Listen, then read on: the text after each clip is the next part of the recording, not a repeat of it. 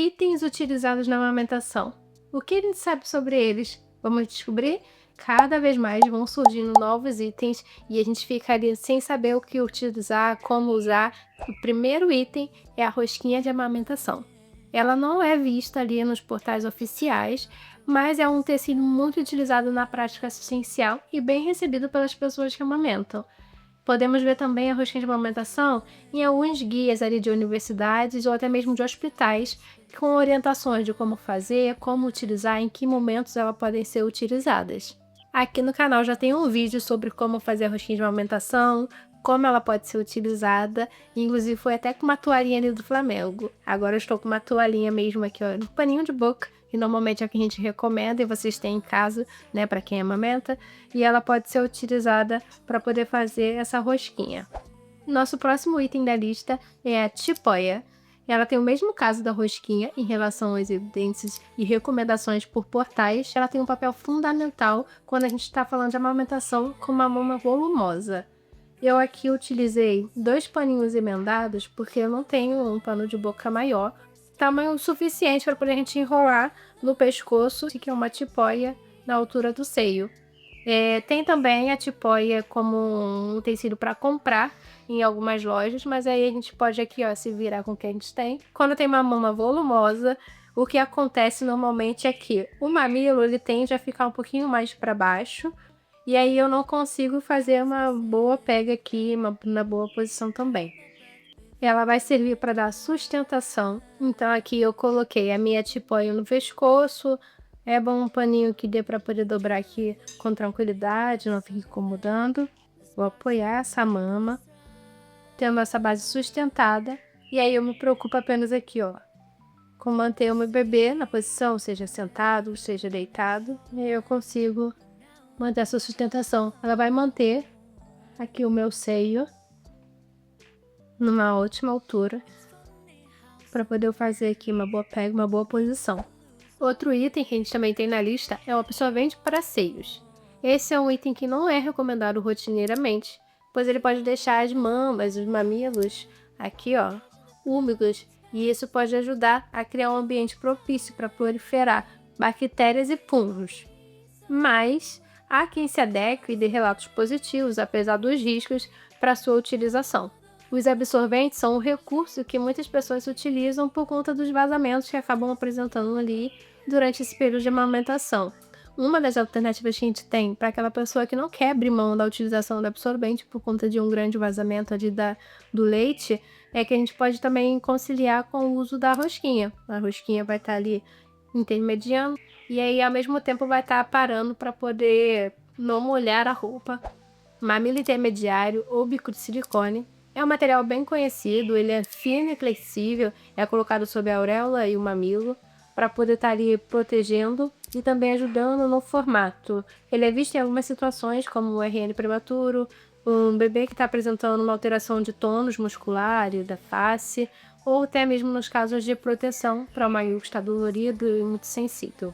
Manuais como o Caderno 23 tem aí a recomendação da gente não ficar orientando quanto ao uso de mamilo intermediário, porque além de ele não ser eficaz, ele pode ajudar a causar um trauma mamilar. Eu quero que você comente aqui para mim o que você já utilizou ou que já recomendaram para você durante a amamentação. Isso é importante para a gente ter uma troca e saber mais ou menos o que anda sendo falado por aí.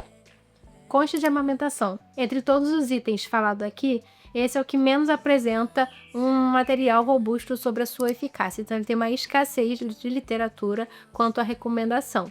Mas, apesar disso, ele é muito utilizado na sua prática por pessoas que amamentam, porque ele pode ter ali um auxílio em relação a engurgitamento mamário, porque ele está causando ali uma pressão nessa mama, e ali ele vai fazer um alívio para aquela pessoa.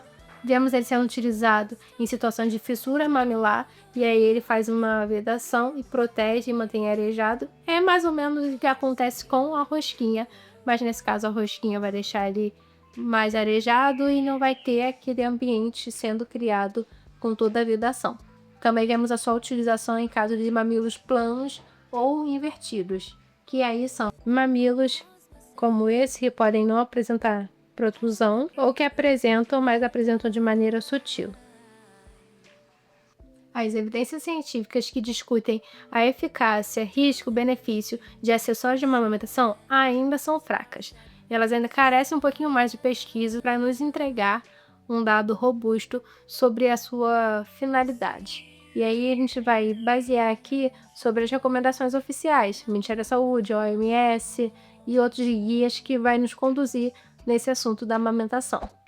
Por último e não menos importante, a bomba extratora. Ela pode ser elétrica ou manual. A gente não tem uma literatura muito robusta contraindicando ou indicando, mas é bem comum de ver sendo utilizada no dia a dia pelas pessoas que amamentam.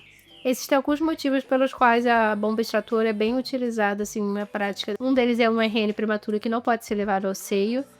Também temos o caso de pessoas que querem estimular mais a produção de leite, então a bomba acaba tendo um maior estímulo ali, além do que a própria criança pode produzir. Motivos também como mamilo invertido, alguém que não quer ofertar diretamente seu seio para o bebê, e aí pode ser um dos recursos para poder tirar com mais facilidade e aí ofertar em outro meio, como por exemplo copinho. A separação da pessoa que está amamentando com a criança, por exemplo, devido à relação à volta ao trabalho.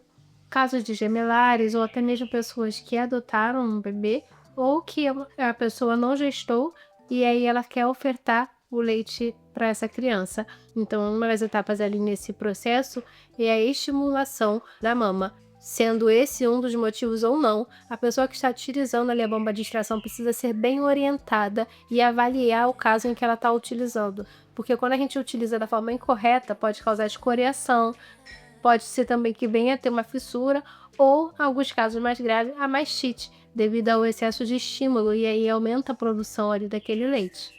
Na ausência de evidências que fortaleçam ou restringam o uso desses utensílios, é importante que a gente olhe cada pessoa com sua individualidade, que a gente possa ouvir e incluí-la na decisão, saber quais recursos estão ali na disposição dela, o que ela pode arcar ou não, e o que vai ser mais benéfico para aquela situação.